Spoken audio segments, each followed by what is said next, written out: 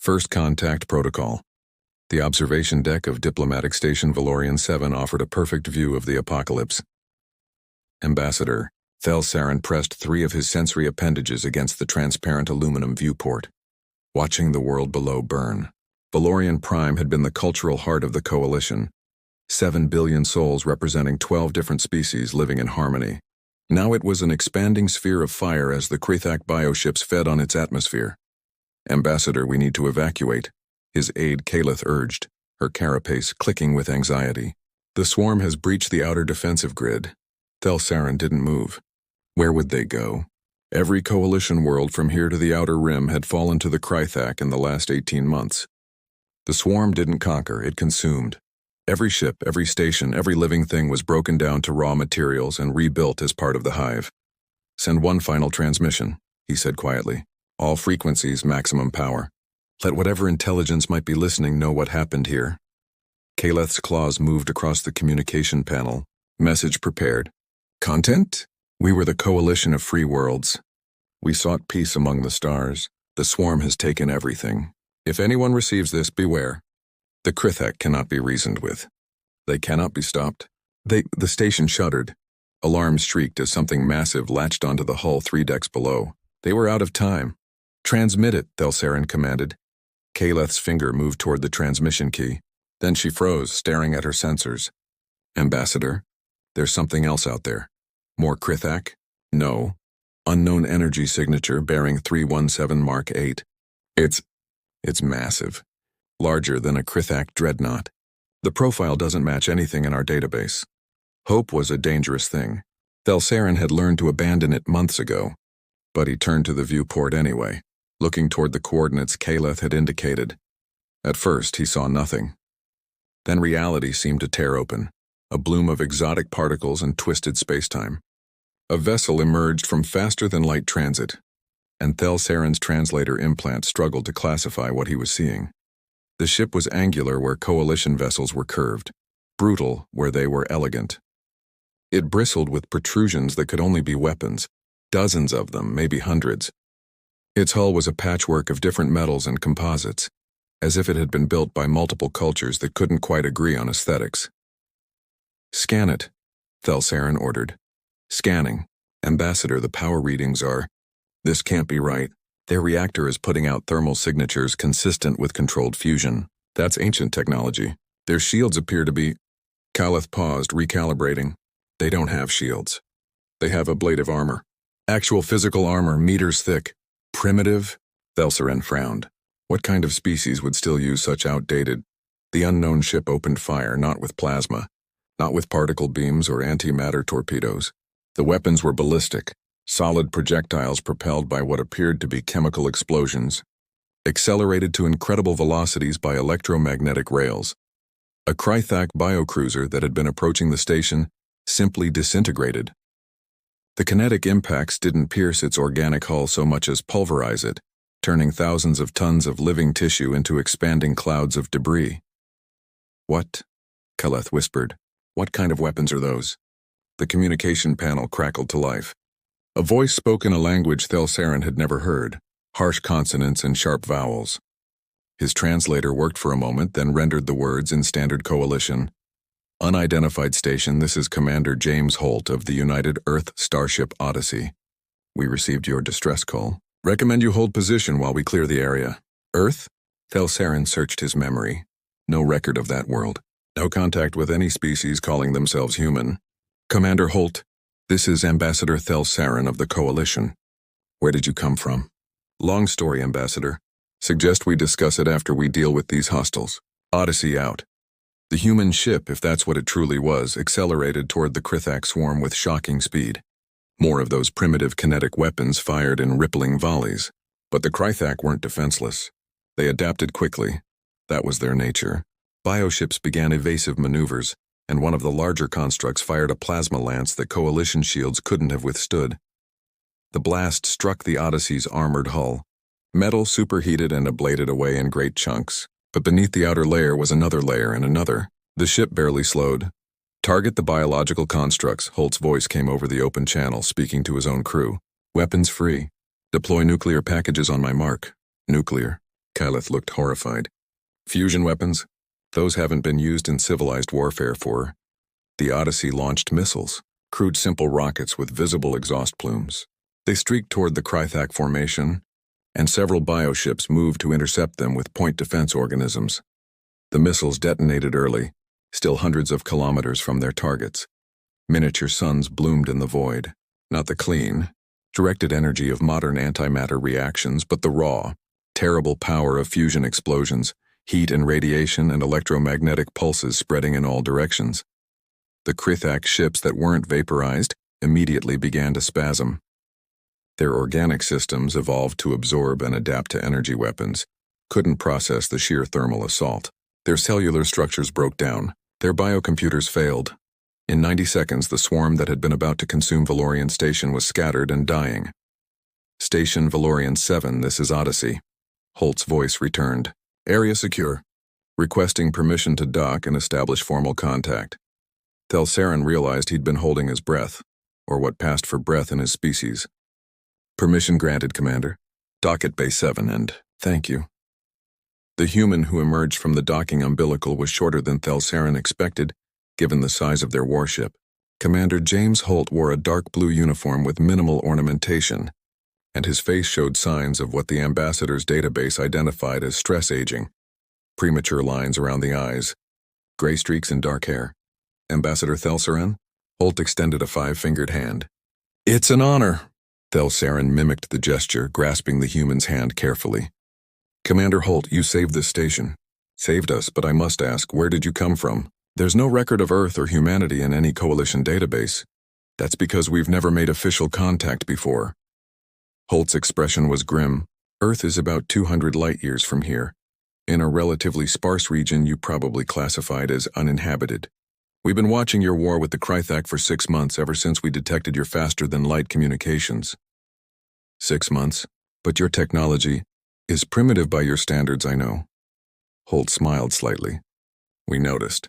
Your ships use energy shields and directed plasma. Elegant, efficient. We use armor and kinetics because that's what we had when we first left our system 40 years ago. We've refined it, but the basics remain the same.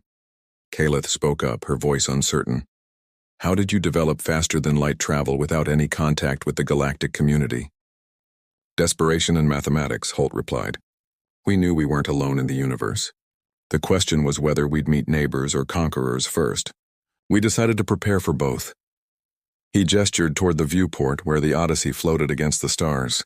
Our ships aren't pretty, but they're built to last. And they're built to fight. Thelsarin felt something twist in his chest, a mixture of hope and dread. Commander, I need you to understand what you're dealing with. The Krythak swarm isn't a conventional military force. It's a hive intelligence that converts everything it touches into more of itself. They've conquered 47 coalition worlds. They outnumber us 1,000 to 1. Your intervention here was brave, but one ship cannot— Oh, we're not alone, Ambassador. Holt's smile widened. The Odyssey is a scout ship. We were sent ahead to assess the situation and make first contact. He pulled up a holographic display from a device on his wrist. The first fleet is 12 hours behind us. 30 capital ships, each one carrying weapons and tactics the Krythak have never encountered. 30 ships against the entire swarm? Kyleth's voice rose with something between hope and disbelief. Humanity has a saying, Holt replied. It's not about the size of the fleet in the fight. It's about the size of the fight in the fleet. He looked at Thelsarin directly. We've spent 40 years preparing for the day we'd meet hostile aliens. The Krythak are everything we feared, which means we're ready for them in ways they can't imagine. Thelsarin studied this strange, scarred human with his primitive weapons and confident smile. What makes you so certain you can succeed where the Coalition failed? Because the Krythak are a hive mind, Ambassador. They think in patterns. They adapt to threats using logical, predictable processes. Holt's expression turned cold. Humans aren't logical. We don't follow patterns. We improvise. We take insane risks. We do things that no rational species would attempt. He paused. The swarm is about to learn that the most dangerous thing in the universe isn't a hive mind with 1 billion ships. It's a species that teaches its children how to fight before they can walk. Outside the viewport, the stars began to shimmer. One by one, ships emerged from faster than light. Human vessels, each one as brutal and patchwork as the Odyssey. Each one crackling with weapons that shouldn't work but clearly did. The war changes now, Holt said quietly. The swarm is about to discover what happens when they threaten Earth. Thel Saren watched the human fleet assemble and felt something he hadn't experienced in months. Hope. Dangerous. Brilliant, terrible hope. The swarm learns fear. The command center of the human flagship USS Endeavour was cramped, cluttered and organized chaos incarnate. Admiral Victoria Chen stood at the central tactical display, surrounded by officers who moved with precise efficiency despite the apparent disorder. Ambassador Thel Saren, observing from a visitor's platform, had grown somewhat accustomed to human spaces over the past week. They built everything smaller than coalition standards, packed tighter, as if space itself was a resource to be hoarded. The heavy gravity of Earth made their homeworld precious. They carried that efficiency into the stars. Status on the Nexus gate? Chen asked, not looking up from her display. Krythak have 17 major bioconstructs defending the gate, a tactical officer responded. Estimate 400,000 smaller vessels in supporting positions. They're adapting to our kinetic weapons, growing thicker armor, spreading their formations. Learning. Good. Chen's smile was predatory. Means they're not as stupid as they look. Lieutenant Park, status on the psychological warfare package? A young human at the communications station looked up. Ready to deploy on your order, Admiral. All frequencies programmed. The xenolinguistics team says the sound patterns should translate across their hive network.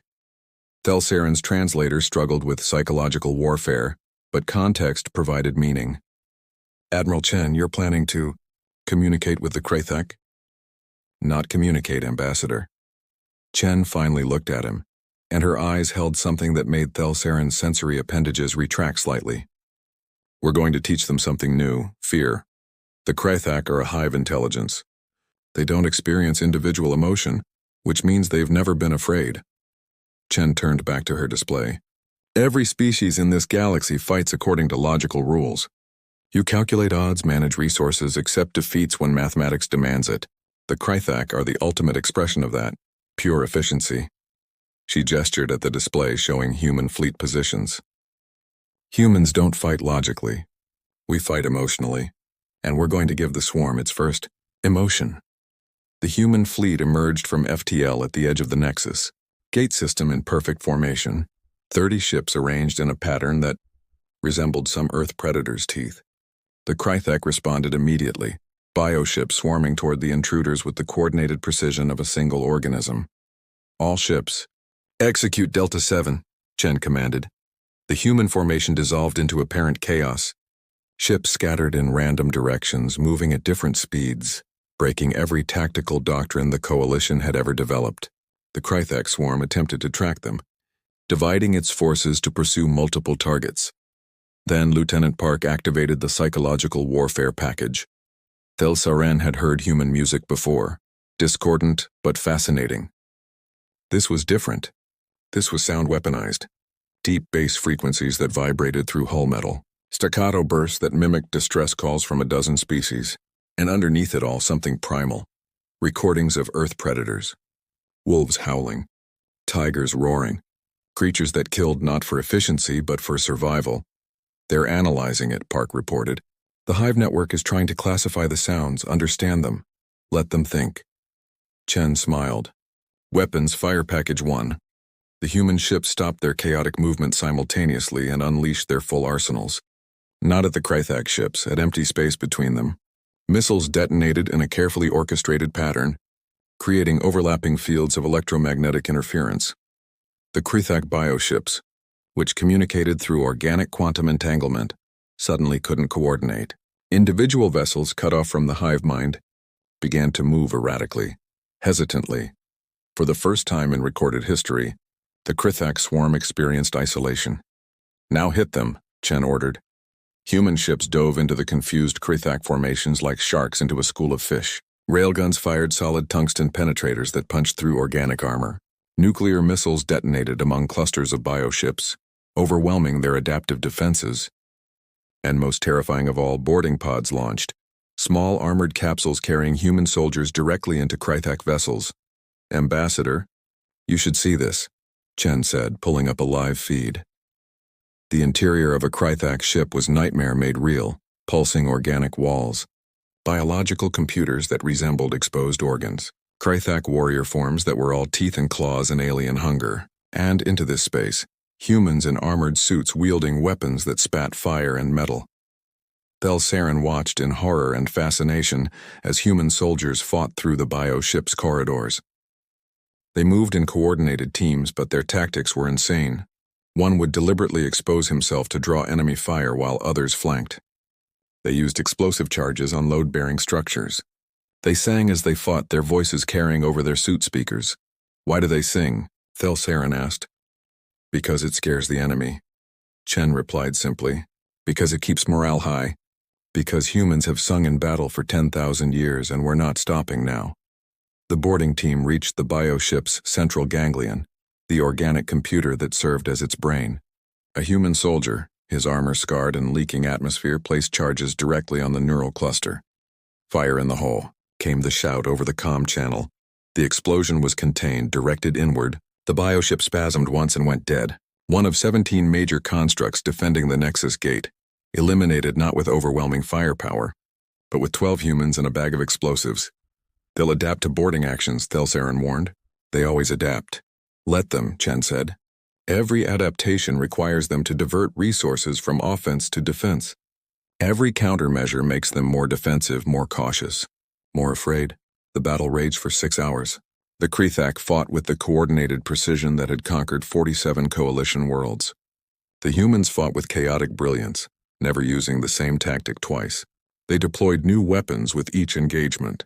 Chemical agents that disrupted organic tissue, electromagnetic pulses that scrambled biocomputers, even old-fashioned ballistic missiles that the Krythak's energy absorption mechanisms couldn't process.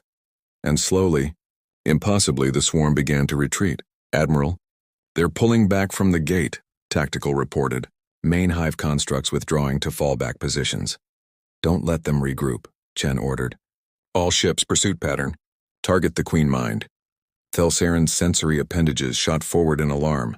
Admiral, the Queen Mind is the central intelligence of the swarm. It's protected by their most powerful bioconstructs. No coalition force has ever gotten close to one. Then we'll be the first. Chen looked at him directly. Ambassador, the only way to end this war is to teach the Krythak that attacking other species has consequences. Not just tactical defeats, existential threats. They need to learn that humans are an enemy they can't absorb, can't adapt to, can't defeat. You're going to kill their Queen Mind? We're going to try. Chen turned to her crew. Commander Holt assembled the assault fleet. 20 ships. Volunteer crews only. We're going into the heart of the swarm. The run to the Queen Mind's position was a gauntlet of living horror. Krythak bioships threw themselves at the human assault fleet with suicidal desperation. Organic constructs large enough to carry planetary populations formed living walls. The Queen Mind itself, housed in a biostation the size of a small moon, generated defensive fields that warped space and time. Thel Saren watched from the Endeavor as the assault fleet pushed through impossible odds. Human ships took catastrophic damage. The UESS Defiant lost half its hull and kept firing. The UESS Resolute's reactor went critical, and its crew manually held the explosion in check for 20 minutes while evacuating. And Commander Holt's Odyssey, the ship that had first saved Valorian Station, dove directly into the Queen Mind's defensive field. Sir, we've lost contact with Odyssey, Park reported, his voice tight. Chen's expression didn't change. They knew the risks. Hold position and wait. I'm getting something. A transmission crackled through, barely audible through layers of interference. Holt's voice breathless and excited. The heart. Charges set. 30-second, then static.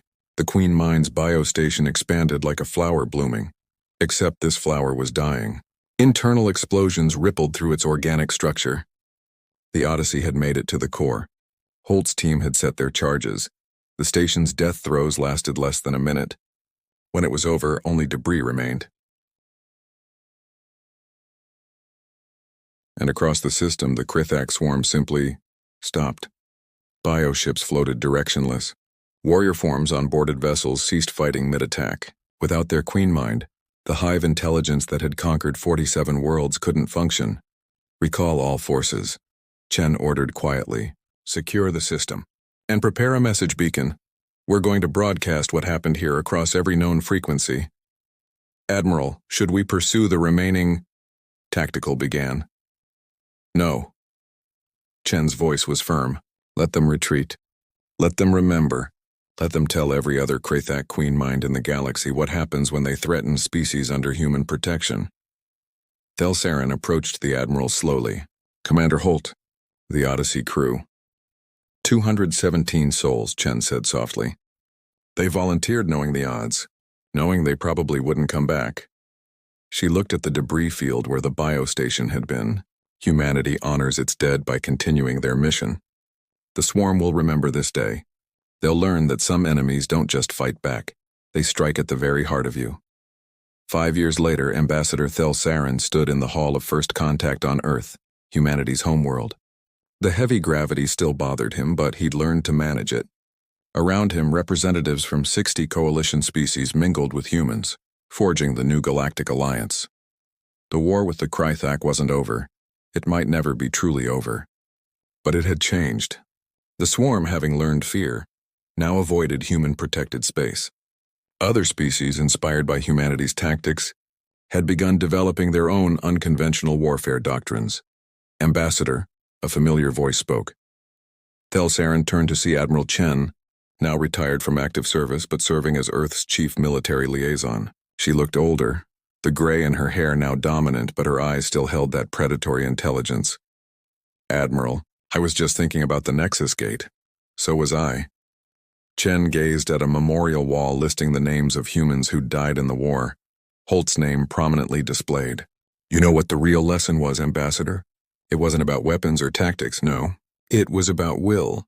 The Krathak had numbers. The Coalition had technology. But humans had something neither of you possessed, the absolute unwillingness to accept defeat. She smiled slightly. My ancestors had a saying. It's not whether you get knocked down, it's whether you get up. The Krathak knocked down every species in the galaxy. We were the first ones to get back up and hit back harder. Thelsarin's translator struggled with the idiom, but the meaning was clear. You changed the galaxy, Admiral. We owe humanity everything. You owe us nothing, Chen corrected gently. But there's something you should understand. Humans didn't save the Coalition just because it was the right thing to do. We did it because we saw the future. A galaxy where species work together, where differences make us stronger, where no single threat can overwhelm us. And if another threat appears, then we face it together, with human improvisation, Coalition technology, and the combined will of every species that calls this galaxy home. Chen extended her hand in the human gesture of agreement. The war changed forever when humanity appeared. But the peace, that's what we build together. Thelsarin grasped her hand firmly, marveling at how this small, scarred species had accomplished what the Coalition's founders had only dreamed of, true unity in the face of darkness. Outside the hall, human and alien children played together under the heavy gravity of Earth, growing up in a galaxy where the lessons of the swarm war had been hard-learned but never forgotten. The most advanced technology means nothing without the will to use it. The largest fleet means nothing without the courage to fight. And sometimes the most dangerous weapon in the universe is a species that refuses to accept that some battles cannot be won. Humanity had taught the galaxy that lesson, and the stars would never be the same. ND